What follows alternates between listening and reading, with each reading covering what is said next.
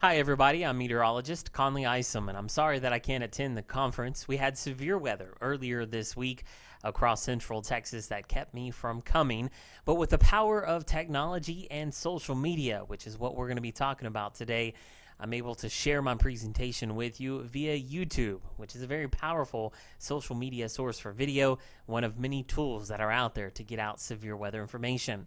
I'll tell you a little bit about myself personally. I grew up in the Dallas-Fort Worth Metroplex, and of course severe weather runs deep in my blood. It was the large hailstorm of May in '95 that fueled my passion for severe weather. From there, I took that passion to Texas A&M University to get my degree in meteorology, and since then I've been in the television business for about 10 years. I started off at KBTX in Bryan College Station. I then became the chief meteorologist for Lufkin, Nacogdoches in deep East Texas. That is actually where I went through Hurricane Ike. The center of Ike passed about 30 miles to the west of where our TV station was located, and it was very amazing to see the damage and destruction that a hurricane can do even that far inland. In fact, Ike was still a Category 1 as it passed by my part of East Texas. From there, I went to Central Texas, currently working in the Waco, Temple, Killeen, and Fort Hood market. We also cover Bryan College Station as well. And even though we don't see a lot of tropical systems, when we do, they can cause a lot of damage in our part of the state as well. A good example of that was a couple of years ago with Tropical Storm Hermine. Hermine dropped over a foot of rain during the overnight hours across southern parts of Bell County, which is mainly south of Temple and Killeen, in between Temple and Austin. And the town of Salado had major flooding, some flooding they hadn't seen in 50 plus years. I was actually the only storm chaser who was out during this event and watched Salado Creek rise about 50 to 70 feet out of its banks, flooding businesses, flooding homes. Ended up helping the fire department do some rescues. Folks didn't even know what was going on, and we helped save the lives of many families that lived along that creek. So tropical weather has a big influence on us as well as severe weather too. But we're going to talk more about the social media aspect of severe weather and specifically tropical weather. It is a powerful tool, but it's also very complicated, and it also leads to many problems. And in the television business as a whole, we're kind of running into a problem. The current TV model just does not work anymore when it comes to reaching what we call the critical mass, or trying to reach as many people as possible. The younger generations, research has shown, just don't sit down to watch a 6 o'clock or 10 o'clock newscast unless something big is happening, whether it's breaking news or, in our case, severe weather or tropical weather. But the problem is now with Twitter, Facebook, information can be found instantaneously. So when you want to know something, you can find it right away. You don't have to wait around. And that is a big problem in the television business as a whole, because how do we get that information out to the public if they're not all in one place? And it can be confusing, and it can cause a lot of problems. It's something we're going to talk more about here as we get into our presentation. Hopefully something will be able to come out of this, because the future, even though it's kind of fuzzy, something's going to come out of it, and we'll have to find the best ways of trying to reach everybody. But overall, television is still number one. When we talk about severe weather, people still turn on the television. They still go to the local affiliates for information about severe weather. They also go to the national outlets like the Weather Channel, especially for tropical weather and hurricane information. So TV is still number one, but there's a process that goes on in the minds of each individual, as whether it's a severe case of weather to where they need to take shelter, or if the storm is actually going to pass them by. And this is where the problem begins to arise. First, people get the warnings, and they get their warnings and severe weather information from all kinds of sources. We're talking about smartphones, text messages, emails, Facebook, Twitter, Google+, you name it. There are numerous ways that folks can get the information now, instead of depending on a weather radio, or even just depending on local TV stations as well. But that's only step one in the process, is they receive the warning. The next thing that a lot of folks do, they go outside and look. They want to be able to visually verify, okay, it's going to get bad. And the problem is, when a tornado warning is issued and they're 30 minutes away from the storm, they could walk outside and see nothing but blue sky and think nothing's going to happen. And when it comes to tropical weather, what's nice about hurricanes is we see them coming. So obviously we can convince folks that, hey, it's pretty bad. This storm is very large. It's already producing strong winds. But when it comes to the visual part of a tropical system or a hurricane, besides the hurricane hunters, we don't have anybody in the storms. You know, when it comes to tornadoes and severe weather, we have hundreds, if not thousands, of amateur storm chasers and storm spotters who can visually verify what the storm is doing and how bad it is. But when it comes to tropical systems, we just don't have that. We're relying on satellite information and a lot of data that the average Joe just does not quite understand, and it's not strong enough to convince them to, hey, we need to evacuate, or hey, we need to start boarding up our homes, or we need to go to the store and begin to stock up on supplies. And so that's probably one of the biggest problems and one of the biggest differences we have when we're talking about tropical weather versus severe weather and tornadoes and flash flooding and events like that. But hopefully they see that hurricanes can be bad, especially if they live along the coast. They kind of know what to expect from a Category 1 versus a Category 3 or even a Category 5 hurricane. So from there, though, people don't automatically say, hey, time to evacuate, or hey, it's time to board up our homes. It's not that simple. The majority of the population needs more information. You know, as humans, we're curious. We want to know what's going on, and we want to have as much information as possible before making such an important decision. So we have to go elsewhere to find information. That's where social media comes into play. Because when you have information on Facebook and Twitter and Google Plus to back up what they're seeing from the national media and the local media, you can help drive home the point that, hey, this is going to be a bad event and you need to take this seriously. And so that's where social media can play a key role. And then from there, the individual has the power to choose. Do I take shelter? Do I board up my home? Do I stay and ride out the storm? Or do I evacuate and go elsewhere and seek shelter far away from the storm? This whole process takes time. And in severe weather, when we're talking about tornadoes on a small scale, you know, that's crucial. That time is very crucial. And with hurricanes, because of tropical systems, we can see them days out in advance. There's always the uncertainty, and that's where that becomes a problem. Because when there's a high level of uncertainty, this process that I just outlined takes a lot longer, and it takes more convincing to get people to evacuate and to heed the warning. And then as the storm has more certainty to it, as far as have a better idea where it's going, that I think can drive home the point and kind of reduce this time as far as from the beginning of when the storm forms to the time when people need to take shelter. So it's a large process, it's a lengthy process, and hopefully in the future we're able to shrink that down, and that way we can save more lives. And it applies to hurricanes as well.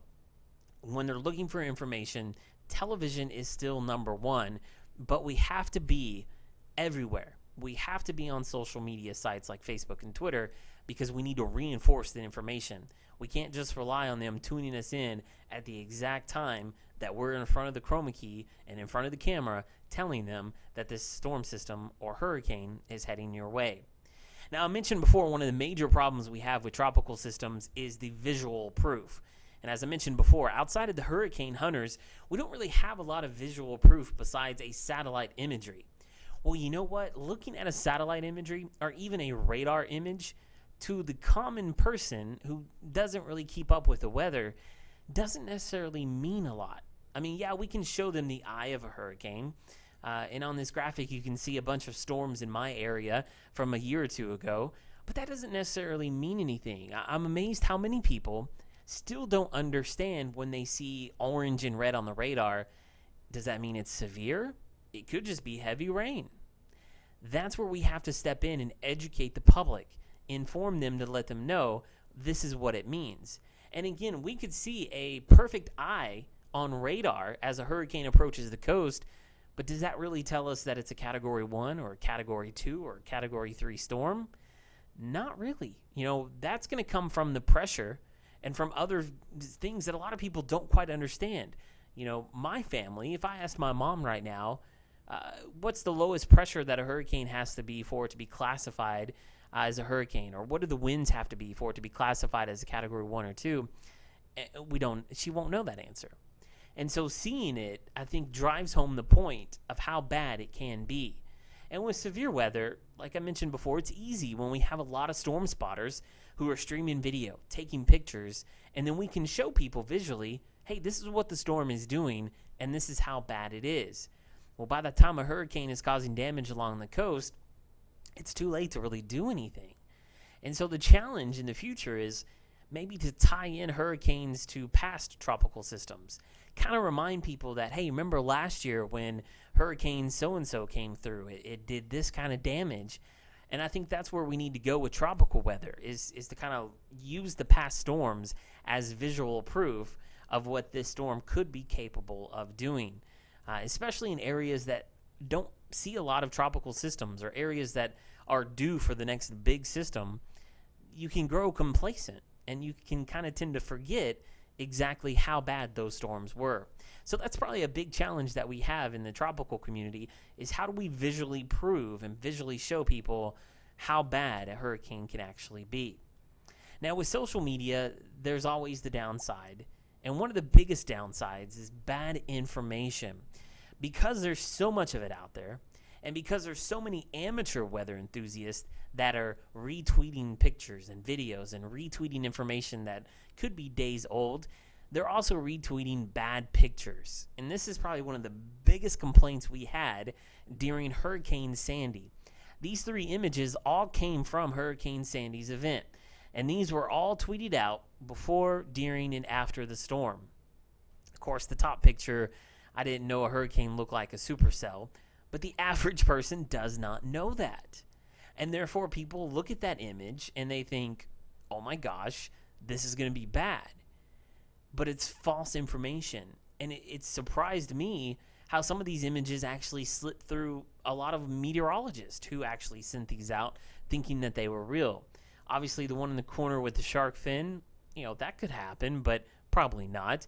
And then the picture there with the military and the Marines there, that was actually on a movie poster. The person who sent that out originally was just sending it out, not thinking that it would go viral, but that actually did not happen during Sandy. So there's always going to be a lot of bad information, and our job as meteorologists is to try to filter through that, because we want to keep things like this from getting out there.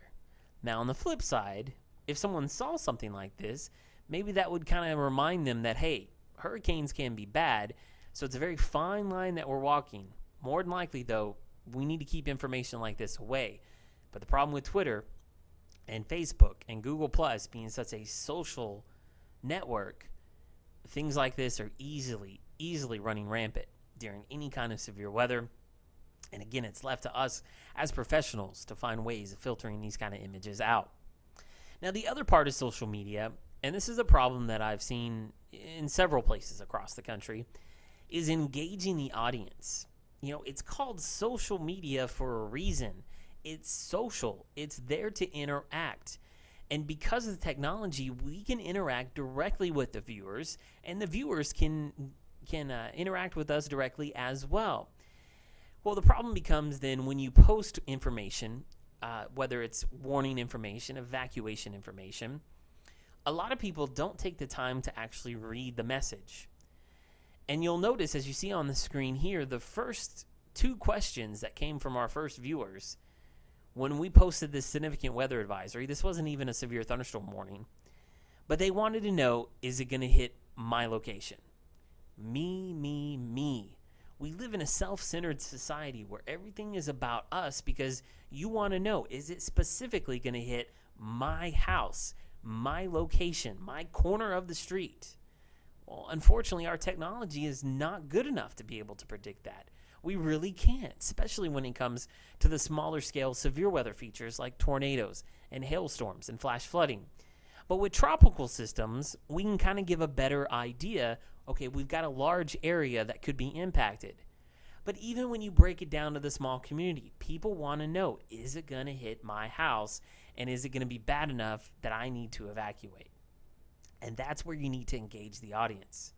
You could have 1 million Facebook followers or 1 million Twitter followers.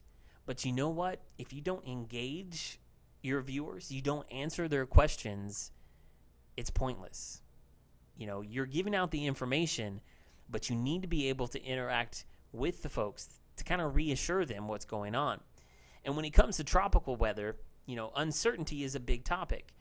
And this gives you a chance to really kind of portray the uncertainty that you have in the forecast, especially when we're talking about 3 to 4 days out from landfall.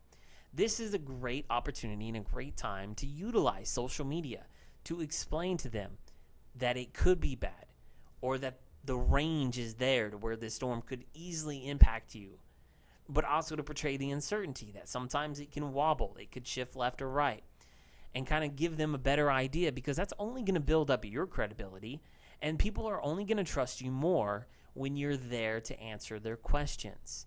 And it means a lot. And yeah, you're going to get the same questions over and over again. People aren't going to pay attention. You're going to answer some of the same questions 100 times, but you need to do it. That is how you build up your reputation, and that is how you become trustworthy when you're sending out severe weather information and when you're sending out hurricane information as well.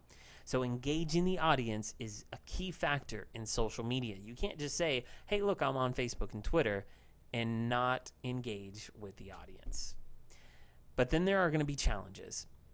There are lots of problems. We already talked about the pictures and how bad information can flow during big severe weather events and during big hurricanes. But there's a lot of other challenges that we face, a lot of it because of the economy and just the nature of the business. And when it comes to television business specifically, TV stations have been cutting staff for the past several years, and we work with a small staff. Most medium to small markets in television only have 3 meteorologists on staff, and usually that weekend person is actually a reporter or could even be a news person, not necessarily a meteorologist.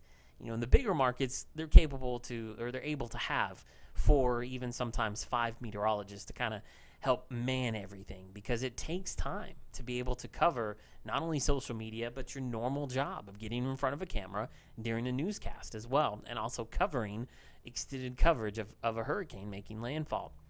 Budget cuts run into that as well. Because of the budget cuts, the staffs are small, and it's hard to keep good talent down the road as well. There's also time constraints. But the beauty about social media is there's not time constraints. Social media, Twitter, Facebook, Google+, that's a 24-hour, 7-day-a-week thing. No one has to wait for a 6 o'clock newscast to get their severe weather information. And so time constraints, even though it takes a lot on our part, it also becomes very hard, because a lot of folks want to know, do I turn myself off when I go home? Yes, you need to have breaks, but the reality and the nature of our business is weather is 24 hours a day. And so you have to be available, especially during severe weather, if it's in the middle of the night. And the same thing with hurricanes. If a hurricane's making landfall, you're going to be there. You're going to be there 24 hours, 48 hours. You're going to be there days after the event. You have to make yourself available to have a bigger impact in your community and to your viewers and to the people that follow you on social media. Advertising dollars becomes a big problem. This ties into the budget cuts, because you don't make money off of Facebook and Twitter and Google+. In fact, it's illegal to sell advertising on any of those social media sites. You still have a TV station has to make money from their website and from their on-air product. So the idea here is that Facebook and Twitter and Google+ are there to build up your on-air presence, to help drive your viewers, to give you name recognition. So whenever there is severe weather, whenever there is a hurricane coming, they'll remember who you are, because you're active on social media. That's kind of the basic idea of how that works. But advertising dollars can keep people from wanting to explore and to really develop that social media site, because that's not where you're going to make money. You're having to push people back to the sites and to the places that are going to make money. We already talked about the amateurs and fakes. I showed you a lot of the fake pictures. And you have to remember, too, that especially with Twitter, there's a timestamp problem. When people issue a severe warning that doesn't have a timestamp on it, it could be from the day before. Information can get old if people don't know what they're looking for. And so there's also a lot of amateur weather enthusiasts. We're thankful that they're excited about weather. we're not thankful for the fact that they can put out bad information. If you have some 18-year-old kid who wants to be a meteorologist, but he's sitting here and talking about how bad the system's going to be, he doesn't have the credentials. But people don't understand that. People don't care about that. They're just looking for the information. And so it's hard for people to verify if it's good information or bad information. So that's also a big challenge we have. Facebook visibility, that comes into play because Facebook limits your post. You know, I think some of the latest stats show about 10 to 15% of people who like your page are only going to see your information. So 10 to 15% of that will actually see that pop up in their news feed, you know, unless they subscribe to you and go through all these hoops. You know, and that's a big problem with Facebook. It's not supposed to be relied on for severe weather information, but it is a great way to try to reach the critical mass. And so Facebook has caused a lot of problems, which is helping shift a lot of, especially severe weather information and tropical weather information. Twitter and Google Plus are far more superior than Facebook, but there are obviously more people on Facebook than there are on Twitter and Google Plus. When it comes to Twitter, too, you have what we call Twitter jail. If you're posting a lot of automatic information, automatic warnings and things like that, if you post too much in a given time frame, Twitter actually locks your account. So again, you can't rely on that. If you're sending out a lot of information, you kind of have to be mindful of that. And probably the biggest challenge, as I mentioned before, is trying to be everywhere all the time. You know, the weather is a 24-hour job, and it's hard to be there all the time, but you have to be, especially during the big events. And with tropical systems, they last for days, if not weeks, and you've got to be there before to prepare, during to update, and you've got to be there afterwards to help with the cleanup process and to get people back home and safe. And so there's just a lot of challenges that come up with social media that make us kind of have to think outside of the box, how to incorporate that into what we're already doing in the scientific community. I feel like something will rise out of kind of all this mess. There's going to be better ways, as I mentioned, with severe weather. Twitter and Google Plus are far more superior than Facebook. But there's so many other social media sites that are out there. There are new ones that are beginning to blossom and are beginning to grow. There are some that are even more hyper-local than Facebook and Twitter. And so in the future, you never know what we're going to be doing. You know, when my kids grow up, they're probably not going to be on Facebook because mommy and daddy are on Facebook. And so Facebook may go away in 20 or 30 years, but there will always be something else that comes up. You know, technology has connected us not only locally, but we're talking on a global scale. And you have to keep that in mind, that we can reach such a big audience, much bigger than just a local newscast. And I want to show an example of what I'm calling new media. There's a website that's based in Texas, and it's called TexasStormChasers.com. You can see the URL there on the screen. Now, I want to share with you kind of their story of how this site has come about. And I want to point out, as you can see these numbers here below, they have a huge following in social media. They have over 120,000 Facebook likes, over 30,000 Twitter followers, and a little over 300 Google Plus followers. And so you can see where most of the people are in Facebook, and then the numbers obviously go down as well. But during active weather months, whenever there's severe weather, whether it's hurricanes, tornadoes, or even any kind of big breaking severe weather event, you know, they can generate web traffic on the order of millions. You know, that's almost as much, if not more, than a lot of local TV websites. And these guys have built up a reputation with their followers. Their followers trust them with severe weather information. And I'm actually lucky enough to be able to work with these guys as a contributor to their website.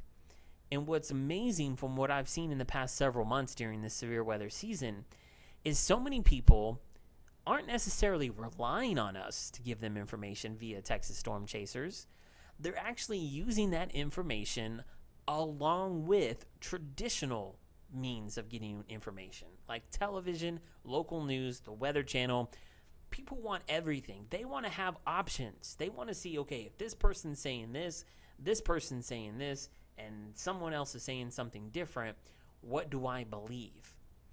And so being able to find ways of getting that information out to verify, okay, if the weather service is saying this and we kind of reinforce it, you're going to have a bigger impact. And what's great about this site is so many people are interactive. People, again, you have to engage the audience. And that's what people love the most. You know, in the big markets, a lot of people tend to kind of back off and you're not there all the time, or if you're busy with stuff. And what's great about us is we're there before, during, and after the event. And this just shows you that there is room for competition. There is room for people like this to create their own following that can rival some big city television stations. So this is also going to be a challenge because even though the Texas Storm Chasers is a good source, there are a lot of websites out there that are giving bad information. And so again, that becomes the problem when there's so much information, is finding ways to filter through it to make sure you get the right message across and to get people to listen and to get people to take action. The real deal. Social media is here to stay. It's not going away. There are billions of people using Facebook, Twitter, and Google Plus every day, and more people are jumping on board, but more and more people are beginning to spread out because there's so many options out there now. You have to be everywhere, and it's very hard to do. There's good ways of dealing with social media, and there's bad ways. And there's not really a set in stone way of reaching people, and as far as the best practices go. But what we like to do in the television business is to drive people back to our main product. And our main media is still television news and our website. If you can use Facebook and Twitter and Google Plus to get people to that, that is going to only help you build your brand, build your trust with folks, and that is also going to help get that information out so that way we can reduce the time it takes for someone to say, I need to take action to protect myself and my property. Sharing information is the biggest part of social media. And whenever we give severe weather talks, I like to tell folks, I don't care if you're watching the guy down the road. Yes, we're all about competition, but if you're getting your severe weather information from someone, that is all that matters. And you know what? If I've got some great information or great visual of what's going on, then people need to see that. And if I can only reach a certain amount of people with my television station, but these folks can reach a different audience, then why would you not want to share that information to have a greater impact in your community? So I'm a big believer that sharing information is a very important part of what we do. And as I mentioned before, one thing is for sure, things are going to change. Facebook has only been around for about 10 to 15 years. Same thing with Twitter. And even though the numbers have been going up, at some point, things are going to level out. And at some point, something else is going to come up and be totally different. When I was in school and college, MySpace was a very popular site. Then MySpace went away. It came back. And as far as I know, it's not really there. It's there for musical and for bands and things like that. It's not even really there as a complete social media site anymore. Again, thank you for giving me the opportunity, and thank you for listening to About Social Media. There's always a lot of questions. There's nothing that is ever really set in stone. And if you ever want to reach me, and if you'd like to learn more about what we do at our television station or what the Texas Storm Chasers do as well, you can send me an email at cisom@kxxv.com. You can follow me on Twitter, and that's just my name again, Conley Isom, and also on Google Plus as well. I actually don't have a professional Facebook page. My Facebook page is more of a personal side. I just use our station branding Facebook page for severe weather information. So again, I'm sorry that I couldn't be there today, but I hope you enjoyed your presentation. Hope you enjoy the rest of your conference. And again, if you ever have any questions, feel free to ask. Thanks, and have a great one.